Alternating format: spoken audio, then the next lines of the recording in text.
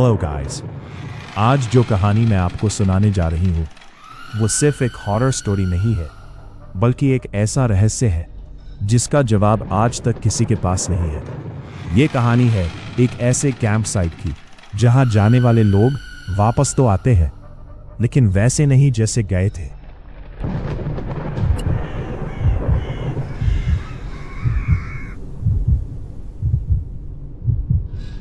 तो चलिए आज की इस कहानी में उतरते हैं। एक कहानी जिसकी शुरुआत होती है एक बहुत ही डरावनी चेतावनी से। और ये एक ऐसी चेतावनी थी जिसे 4 दोस्तों ने मजाक में उड़ाने का फैसला कर लिया था। मिलिए अभिषेक, दिव्या, रोहन और साक्षी से। ये 4 दोस्त ना इस बार अपनी छुट्टियां बस ऐसे ही नहीं बिताना चाहते थे। उनके मन में कुछ तूफानी, कुछ यादगार और हाँ, थोड़ा खतरनाक करने का प्लान था। और ये सारा प्लान शुरू हुआ रोहन के एक सिंपल से आइडिया से। वो बस एक ऐसी ट्रिप चाहता था जो हमेशा हमेशा याद रहे। पर उसे जरा भी अंदाजा नहीं था कि उसकी ये छोटी सी ख्वाहिश कितने भयानक तरीके से पूरी होने वाली थी। तो ये जो एक सिंपल सा आइडिया था ना, वो अब एक खतरनाक मोड़ ले रहा था। रोहन और साक्षी ने इस बात को और हवा दी। उन्होंने कहा, चलो ऐसी जगह चलते हैं जहां कोई ना जाता हो, और हाँ, जहां थोड़ा डर भी लगे। और बस तभी अभिषेक ने एक जगह का नाम लिया। एक ऐसी जगह जो उनके इस प्लान के लिए बिल्कुल परफेक्ट थी। पहाड़ों के बीच एक गांव में एक वीरान कैंप साइट जो सालों से बंद पड़ा था क्योंकि अफवाहें थी कि वहां लोग गायब हो जाते हैं। अब ये सुनते ही चारों की आंखों में एक चमक आ गई। रोहन की इसी एक्साइटमेंट ने उनके इस खतरनाक सफर पर आखिरी मोहर लगा दी। अब ये तय हो चुका था कि वो उसी भूताहा कैंप साइट पर जा रहे थे। 2 दिन बाद वो लोग गांव पहुंच तो गए, लेकिन वहां का माहौल कुछ अजीब था। हवा में एक अजीब सी बेचैनी थी जो उन्हें महसूस हो रही थी। चारों तरफ घना जंगल, पहाड़ों पर तैरती हुई धुंध, और जैसे ही शाम हुई, अभिषेक ने नोटिस किया कि सड़कें एकदम खाली हो गई हैं और सारे घरों के दरवाजे कसकर बंद हो गए। कुछ तो गड़बड़ थी। और फिर अभिषेक की मामी ने उन्हें सीधी सीधी चेतावनी दी, एक ऐसी सलाह जिसे शायद उन्हें मान लेना चाहिए था। मामी ने उन्हें एक पुरानी कहानी सुनाई। उन्होंने बताया कि कई साल पहले उसी कैंप साइट पर एक समर कैंप में 4 बच्चे गए थे, लेकिन अंजाम बहुत बुरा हुआ। अगली सुबह उन 4 में से सिर्फ 3 ही वापस लौटे। जो चौथा था वो आज तक कभी नहीं मिला। पर इतनी डरावनी चेतावनी के बाद भी उन्होंने फैसला कर लिया था। उसी रात वो जंगल की तरफ निकल पड़े। उनका जो जोश था वो धीरे धीरे एक अजीब से डर में बदल रहा था। अंधेरे रास्ते पर चलते चलते दिव्या को अचानक महसूस हुआ जैसे कोई उन्हें देख रहा है। रोहन ने तो मजाक में टाल दिया कि वो हॉरर फिल्म बहुत देखती है। और फिर हुई पहली वो चीज जिसे समझाया नहीं जा सकता था। अभिषेक की नजर गीली मिट्टी पर ताजा पैरों के निशान पर पड़ी। लेकिन सबसे अजीब बात यह थी कि वो निशान कैंप की तरफ नहीं आ रहे थे, बल्कि कैंप से दूर जा रहे थे, जैसे कोई वहां से अभी अभी गया हो। और तभी जंगल की गहराई से एक जोरदार, दिल दहला देने वाली इंसानी चीख गूंजी। आ!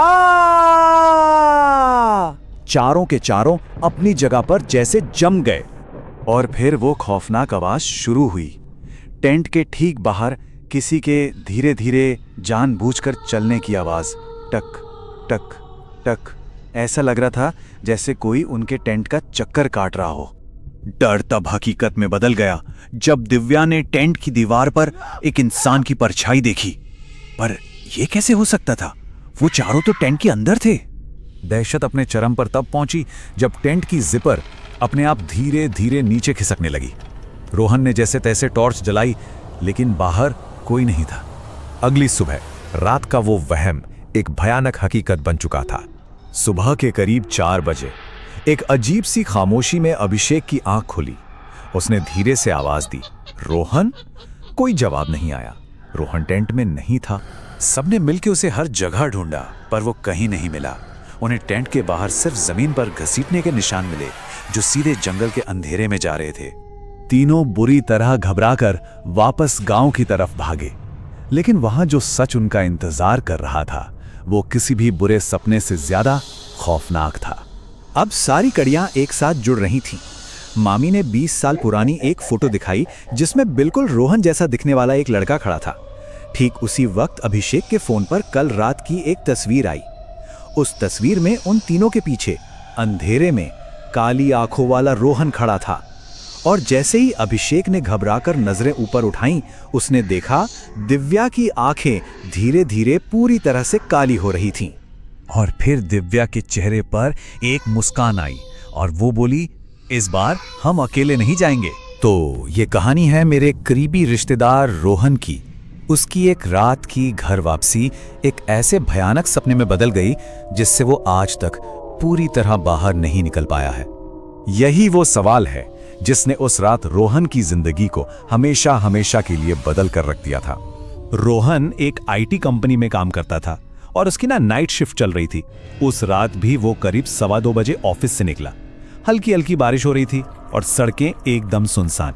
तो घर की तरफ निकले उसे मुश्किल से 20 मिनट ही हुए थे कि उसे पहली बार ये अजीब सा एहसास हुआ कि शायद कोई उसका पीछा कर रहा है।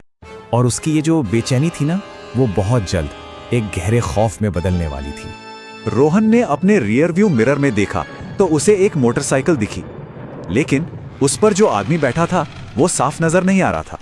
मतलब अजीब बात यह थी कि वो मोटरसाइकिल लगातार उसी स्पीड से उसकी गाड़ी के पीछे चल रही थी। जब रोहन ने थोड़ी स्पीड बढ़ाई तो बाइक ने भी अपनी स्पीड बढ़ा दी। अब रोहन को पक्का यकीन हो गया, यार ये कोई लुटेरा है जो उसका पीछा कर रहा है। और फिर एक मोड़ आया और वो बाइक अचानक गायब हो गई। रोहन ने एक राहत की सांस ली। उसे लगा कि चलो बच गए, पर वो नहीं जानता था कि असली खौफ तो अब शुरू होने वाला था। ये वो पल था जब कहानी एक असल दुनिया के खतरे से कहीं ज्यादा डरावनी और भयानक होने वाली थी। कुछ ही दूर आगे रोहन को सड़क के किनारे एक लड़की खड़ी दिखाई दी। वो बारिश में पूरी तरह भीगी हुई थी और उसका सिर नीचे की तरफ झुका हुआ था। अब रोहन के मन में सवाल उठा, यार इतनी रात को इस वीरान सड़क पर अकेली लड़की, कुछ तो गड़बड़ थी। उसने गाड़ी धीमी तो की, लेकिन उसे रोकने की हिम्मत नहीं हुई। और तभी उस लड़की ने धीरे धीरे अपना सिर उठाया। जिस पल रोहन ने उसकी आंखें देखीं, उसकी रूह कांप गई। उसकी आंखें पूरी तरह से काली थीं, जैसे उनमें कुछ था ही नहीं। उसने तुरंत एक्सीलरेटर दबाया और गाड़ी भगा ली। रोहन को लगा कि वो उस खौफ से बहुत दूर निकल आया है। उसने हिम्मत करके एक बार फिर से रियर व्यू मिरर में देखा और ये उस रात का सबसे भयानक पल था। जो उसने देखा वो दिल दहला देने वाला था।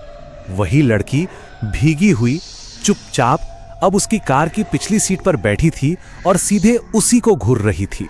रोहन ने घबराहट में जोर से ब्रेक मारे और तेजी से पीछे मुड़कर देखा, लेकिन वहां कोई नहीं था। सीट खाली थी।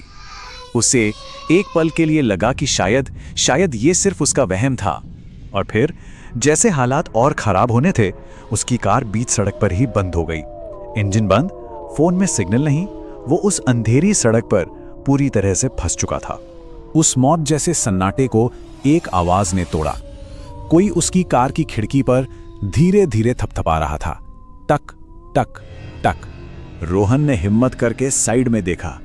वही लड़की खिड़की से अपना चेहरा चिपकाए खड़ी थी और वो मुस्कुरा रही थी।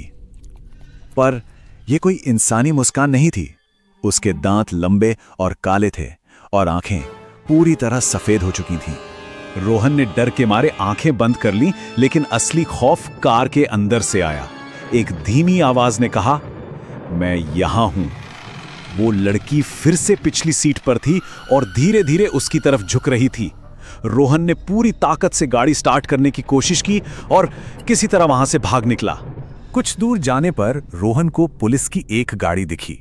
उसने रुककर मदद मांगी और उसे एक ऐसी सच्चाई पता चली जिसने उसके डर को और भी ज्यादा गहरा कर दिया।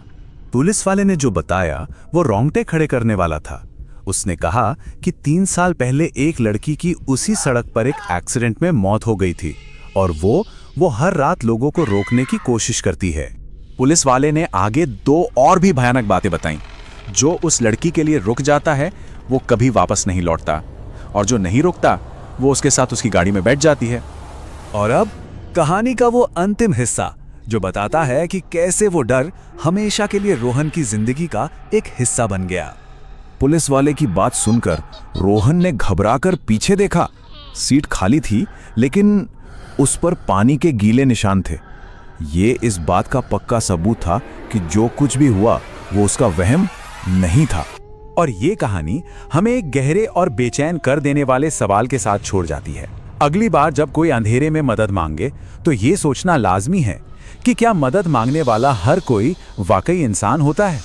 दोस्तों, अगर आपको ये कहानी डरावनी लगी हो तो वीडियो को लाइक करें, शेयर करें और ऐसे ही खौफनाक किस्सों के लिए स्कैरी हब हिंदी को सब्सक्राइब करना ना भूलें, क्योंकि अगली कहानी शायद आपकी हो सकती है।